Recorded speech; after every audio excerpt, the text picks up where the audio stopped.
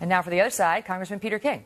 He is echoing fellow Republican Senator Jim DeMint, calling on Congress to strip NPR of all of its federal funding. Congressman, you heard what Joel had to say about why punish the entire NPR organization, which funds a lot of local programming that people rely on, because of this one action.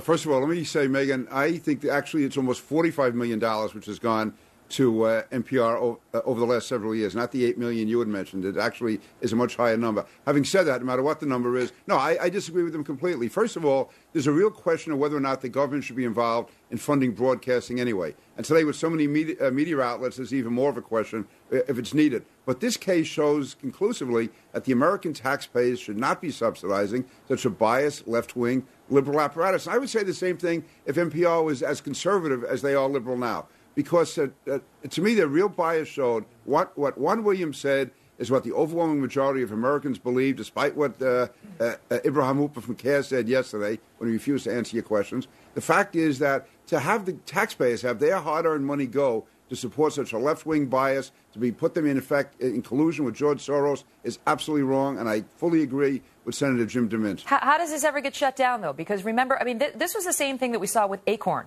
when people were saying, I don't want my taxpayer dollars going to fund that organization, which has gotten in so much criminal trouble with respect to elections and what they do with the ballot box and so on. I don't want it. And it took those tapes and all that big mess that happened last summer to get Congress to actually do something about it. The Republicans are the only ones calling for defunding of NPR. You're not in control. So how are you ever going to go about getting this done? Do you think you'll get bipartisan support on this? Well, we certainly can be in control as of January 1st if the elections go, and this is another incentive for people to vote Republican.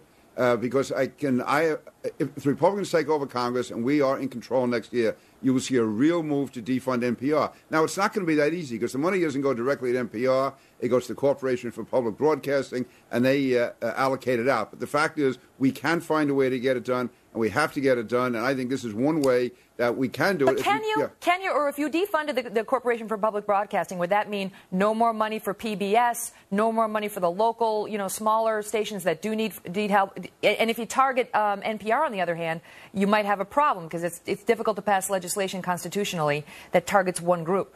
Yeah, I don't know if that would be a bill of attainder or not. I think we have to find a way to get it done. That's what we get paid for. We have all these high-priced counsel. We have staffs. Maybe we can get you out of retirement as a lawyer and come back and work full-time. That sounds like a boring job. I don't want that. Well, it's not as exciting as what you do now, that's for sure. But thank you for the offer. Listen, Congressman Pete King, everyone's been watching this, so we appreciate you coming on and giving us your view. Megan, thank you very much. I appreciate All the best it. to you. Thank you.